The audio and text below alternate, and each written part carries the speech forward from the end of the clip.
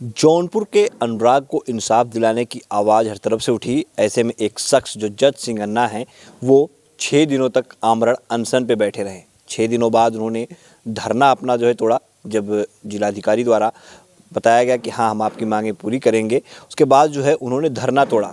ऐसे में आवाज़ उठने लगी कि जज सिंह अन्ना हैं कौन, कहाँ के रहने वाले हैं, क्या करते हैं, कैसा उनका रहन सहन है और क्यों वो अनुराग के लिए वहाँ पे जा कर के धरने पे बैठ जाते हैं। तो उनकी तलाश में हम पहुँचे हैं, जज सिंह अन्ना की तलाश में उनके आवास पे। आपको बता दें कि जौनपुर जिला मुख्यालय से करीब 55 किलोमीटर दूर जो है उनका ये आवास पड़ता है। ये जरौना के पास है, घाटमपुर गांव है। और यहाँ पे तस्वीरों में जो आप पीछे देख रहे हैं जो ये मकान, यही वो मकान है जज सिंह अन्ना का। और यहाँ पे हम पहुँचे हुए हैं और जज सिंह अन्ना से आपको मिलाएंगे और बात करेंगे उनसे कि क्या ये उनका पहला धरना था इंसाफ के लिए, ये पहली लड़ाई थी या इसके पहले भी वो कई लड़ाई जो है लड़ चुके हैं। हालांकि अन्ना के बारे में जो लोग जानते हैं वो बखूबी जानते हैं कि किस तरह से ये अपना धरना जो है देते हैं। तो ये देखिए अन्ना जी हैं यहाँ पे। बहुत बहुत स्वागत है अन्ना जी। भैया आपको और आपके चैनल को हजारों शुभकामनाएं और आपका चैनल दीर्घायु हो और ईश्वर हमेशा आपकी मदद करे।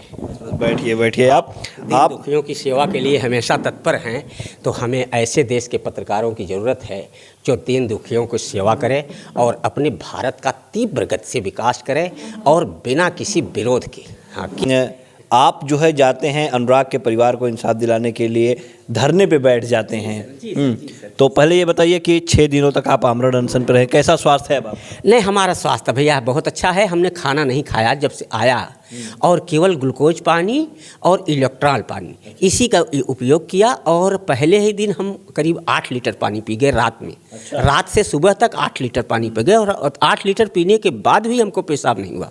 अब इलेक्ट्रॉल का पानी कितना ठंडा होता है, ग्लूकोज का पानी कितना ठंडा होता है, तो वो सारे नसों में भीग गया और हमको वो बड़ा फ़ायदा दिया। और इसके बाद फिर हम आए यहाँ, खिचड़ी हल्का सा खाए और 3 दिन से लगातार खिचड़ी खा रहे हैं और पानी जितना भी हो सकता है इलेक्ट्रॉल ग्लूकोज पी रहे हैं। देखो हमारे सेहत में बिल्कुल वही पुराना फिर आ गया।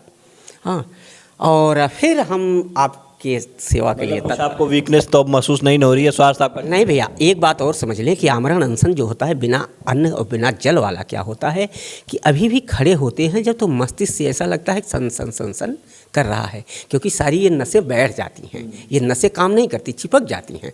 तो इलेक्ट्रॉल जो है और ग्लूकोज जो है इन नसों को धीरे धीरे सिंचित करके फिर प्रफुल्लित करता है। हाँ, जैसे पौधा सूख गया तो वो धीरे धीरे पाता है। तो यह एक विकट प्रोसेस है, विकट प्रक्रिया है मस्तिष्क की।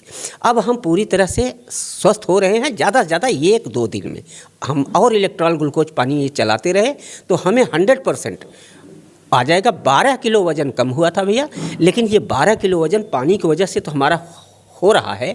ये ज़्यादा से ज़्यादा हम विदिन 15 दिन के अंदर अपना वजन बढ़ा लेंगे। अच्छा, मतलब अनशन पर रहने का आपका 12 किलो वजन जो है आपका घट गया था भैया घट गया था। और अभी भी आपके दिमाग में आप बता रहे हैं कि सनसनाहट टाइप? सनसनाहट, पूरा सनसनाहट है, जैसे खड़ा होता हूँ सनसनाहट। लेकिन वो सब ग्लूकोज और इलेक्ट्रॉल हमारा तय करेगा। तो कोई भी आमरण अनशनकारी से आग्रह है कि वो थोड़ा बहुत जल लेते रहें, अन्यथा यह क्या होता है कि मस्तिष्क से ये नस टूट भी सकती है, समझे गए ना। इसीलिए बार बार 2-2 गाड़ी डॉक्टर आ रहे थे। ये इसका संपर्क टूट सकता है, क्योंकि अब अवस्था के अनुसार, मान लें अवस्था 60 के ऊपर हो गई, अब 60 के ऊपर अवस्था में मस्तिष्क का संबंध टूट जाएगा बिना पानी के।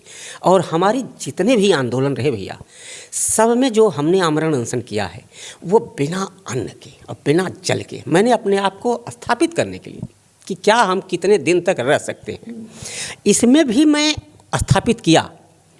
और मैं एक चालाकी उसमें आ गई। पानी जब मांगने लगा शरीर, तो मैं रात में, दिन में तो बोली नहीं आती थी। दिन में आमरण अनशन का 10 बजे से 4 बजे तक बहुत कठिन समय होता है। उसमें लोग भुकाते हैं, लोग बातें करते हैं, गर्मी दिन की ऊर्जा निकलती है। लेकिन 10 बजे से 4 बजे तक बहुत कठिन होता है। 4 बजे के बाद फिर थोड़ा सा नरम होने लगता है, जैसे मौसम ठंडा होता है। रात में मैं ओस में निर्वस्त्र सो गया। अच्छा। हाँ, केवल चड्ढी जांघियाँ थी हमारे।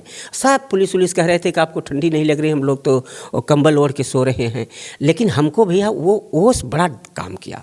और जितना मैं दिन में एनर्जी खोता था उतना भैया हमारा जो है समझ लें कि ओस कवर कर लेता था। मतलब ये आपने टेक्निक लगा लिया था जो है कि रात में आप जो है क्या हमारी शरीर मांगती है, हर रोआ मांगता है।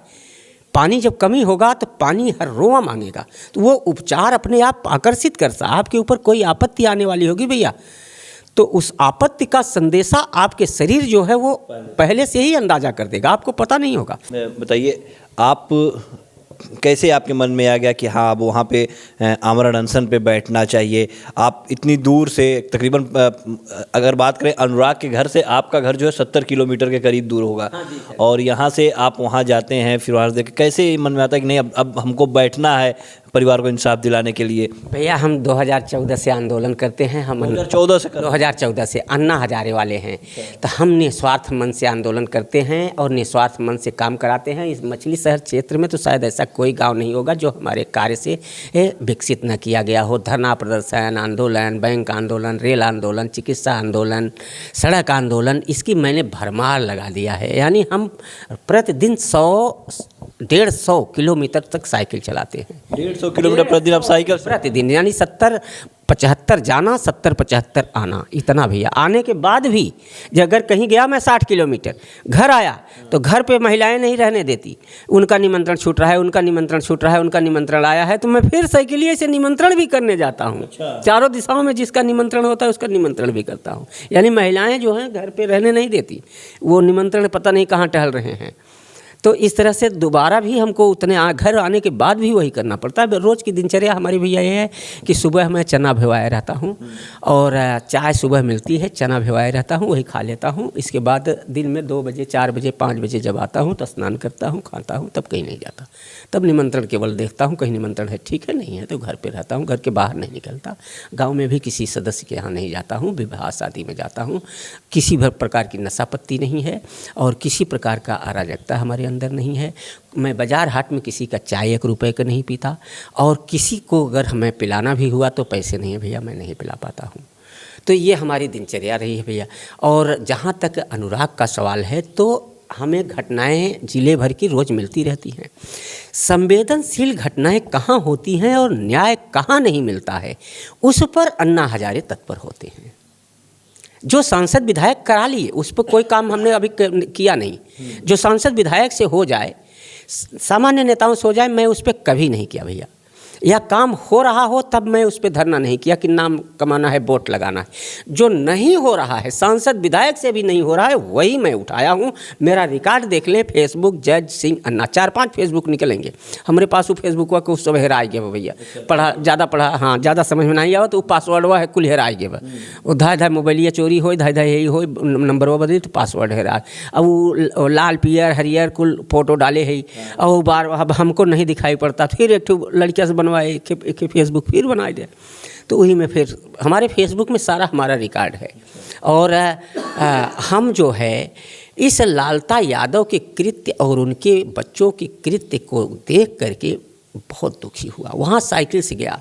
इसके बाद मैं बड़े गोपनीय ढंग, साइकिल से आप वहाँ पे भी गए थे अनुराग के घर? साइकिल से 4 बार 70 किलोमीटर दूरी का साइकिल? हाँ, वो ललकार रहा था सदर का एसडीएम पवन कुमार कि आप उसके यहाँ गए होते, यहाँ क्यों धरना बैठ गए, एक भी बार उसके यहाँ नहीं गए, कोई मदद नहीं किया। मैंने उसे नहीं बताया, मैं उसके यहाँ 4 बार गया था, 4 बार गया था, और चुप मार के बैठा रहा, केवल गतिविधियाँ देख रहा था। आसपास पड़ोस की मैं कोई सब जानकारी हासिल कर रहा था। कोई भी धरना प्रदर्शन आंदोलन अज्ञानता में नहीं करना चाहिए। अज्ञानता में कर लेंगे तो आप जेल जाएंगे। डीएम बड़े सख्त होता है, वो अपने यहाँ ये सब नहीं करवाते। मतलब 4 दिन आप गए हैं और आपने पूरा वहाँ पे जो है एकत्रित किया है पूरा डाटा। हाँ, उसके बाद जब आपने देखा कि इंसाफ नहीं मिल रहा है, कोई जनप्रतिनिधि आगे नहीं आ रहा, उसके बाद आपने जो है बीड़ा उठाया कि अब मैं धरने पे बैठूंगा। हाँ भैया, तो पहले भी वहाँ सीओ, वहाँ थानेदार गौरव शाहपुर भी हमको देखे, वो भी स्टैंड हो गए, सारे पुलिस स्टैंड हो गए, अन्ना हैं वहाँ जो अन्य लोग थे शासन के, वो स्टैंड हो गए कि अन्ना आ गए हैं, देखो अब यहाँ बवाल होगा। लेकिन मैं वहाँ भैया कोई बवाल नहीं करना चाहता था। वहाँ लोगों ने मांग किया कि अन्ना यहाँ धरना करिए, अभी कुछ समझ में नहीं आ रहा है। उसका बाप खुद कह रहा था कि कुछ नहीं होने वाला है, इस सरकार में कुछ नहीं होने वाला है, वो जिद करके कर रहा था। हम लोग उसको बार बार समझा रहे थे कि आप अभी धैर्य रखिए, लेकिन उसका सब्र टूट चुका था। लेकिन मैंने कहा कि हम लोग आए हुए हैं, आप घबराएं नहीं, बहुत से लोग आ रहे हैं, सब अपना अपना वक्तव्य दे के जा रहे हैं, निर्णायक कोई 1-2 होगा जो निर्णय करेगा। तो हमने उनको बताया फिर उनके पिता को धैर्य धराया कि इस प्रकरण में पूरी प्रक्रिया की जांच करने के बाद इस अन्ना हजारे शिष्य जज सिंह अन्ना जी का ये व्यक्तिगत फैसला है कि हत्यारे को फांसी दी जाएगी। 3 मुलजिमों को आजीवन कारावास मिलेगा और 2 जो नाबालिग हैं उनको 10-10 वर्ष की सज़ा मिलेगी। यह मेरा व्यक्तिगत जितना धारा था, जितना 4 दिन का अनुभव, डाटा, बायोडाटा सब इकट्ठा करने के बाद मैंने उनको अपना फैसला सुनाया। मैंने कहा कि लास्ट 6 वर्ष कम से कम लगेंगे, 5-6 वर्ष मुकदमा चलेगा। उस 5-6 वर्ष के बाद आप यही देख लीजिएगा। उसके पिता को बताया मैंने, तब उसका पिता संतुष्ट हुआ। थोड़ा सा मन में आया कि चलिए भाई कुछ हमको राहत मिल रही है। और हमने घर का बताया कि वो गिरेगा, सुनिश्चित गिरेगा, लेकिन कोर्ट का मसला ये है कि कोर्ट में अपील होती है, इस कोर्ट से उस कोर्ट में, उस कोर्ट से उस कोर्ट में। कोई भी व्यक्ति अपील करने से चूकता नहीं है, तो वो अपील तो करेगा, इसी में लंबित होगा। शासन तो गिरा देगा मकान, अपना ज़मीन तो शासन ने, सुप्रीम कोर्ट ने 32 मकान तो केवल एक गांव यहीं बगल में है भैया, बरसठी थाना के सहरमा गांव, तालाब पे गिरा था। सुप्रीम कोर्ट ने आदेश दे दिया, 32 मकान तालाबों पे गिरा था, सब बुलडोजर चला दिया। और हम लोग पहुंचने के बाद भी नहीं बोले, क्योंकि उस पर सुप्रीम कोर्ट का आदेश है। तो भैया शासन अपना सब लेगा, अनावश्यक हम झगड़ लड़ रहे हैं। और निर्णायक लड़ाई हम लोग तय किए थे कि हमें करना है। इसमें हमारा सहयोग आपत्तिकाल के समय में दिया है पूर्वांचल किसान यूनियन के राष्ट्रीय अध्यक्ष अजीत सिंह ने। जब हमको धरने पर, हम तो शांतपूर्ण बैठते हैं, अकेले बैठते हैं कि अकेले गांधी जी की तरह करो या मरो, कर लो, प्रशासन को परेशान नहीं। लेकिन प्रशासन जब हमको 5वें दिन बहुत ज़ोर ज़बरदस्ती करने लगा। दूसरे दिन आए, पहले दिन आए, दूसरे दिन आए, तीसरे दिन आए, रोज़ आए, लेकिन 5वें दिन किसी भी स्तर पे बैठने नहीं दे रहे थे पवन सिंह यादव, एसडीएम सदर। तब मैंने पूर्वांचल के अजीत सिंह का सहारा लिया। उनको मैंने कहा कि घोर अन्याय हो रहा है यहाँ पर और किसी भी तरह से न्याय मिलने वाला नहीं है। प्रशासन झगड़ा लगा करके ये मार कराया है 40 वर्षों से, और प्रशासन ये पूरी तरह ये दबा रहा है कि सरकार के 1 पैसे कहीं न लगे। इसलिए उन्होंने हमारी विनती स्वीकार किया और कहा कि मैं 3 दिन में 3-4 बसें, 5 बसें लगा दूंगा और आपके पास इतने आदमी रहेंगे कि शायद है कि आपको उठाना बड़ा मुश्किल होगा जब तक मांगे नहीं मानी जाएंगी। तो ऐसे नेताओं की, जांबाज नेताओं की ज़रूरत है, वहाँ भाषण देने की ज़रूरत नहीं है। अजीत सिंह की जितनी भी तारीफ़ की जाए उतना कम है। हमारे ज़िले की या 4 ज़िले की मीडिया ने तो बहुत मेहनत किया, ये तो उनका परम कर्तव्य था। सबसे परम कर्तव्य हमारे जौनपुर ज़िले की, बनारस की, गोरखपुर की, आजमगढ़ की, गाजीपुर की मीडिया का था। मीडिया ही नहीं तो पूरे भारत में चलाया, विदेश में चला दिया कि भारत में ये हो गया। उनका तो योगदान कोई नहीं काट सकता, लेकिन छोटे छोटा योगदान हम लोग दे दिए। हम मीडिया का कभी मुकाबला नहीं कर पाएंगे, क्योंकि मैंने जो वहाँ मंजर देखा मीडिया का, मीडिया ये चाहती थी कि तत्काल बुलडोजर मंगाओ, तत्काल गिराओ, तत्काल उसको सरेआम फांसी दो, तत्काल उसको सजाए मौत दो। लेकिन अब सब थोड़ा सा भारतीय संविधान है, नहीं मीडिया पाती तो जूते जूते मार डालती उसको। आपकी ओपिनियन है। तो फिलहाल देखिए जय सिंह अन्ना हैं और ये जरौना के पास जो है घाटमपुर गांव पड़ता है, यहाँ के रहने वाले हैं और 2014 से इन्होंने अपना पहला आंदोलन शुरू किया था।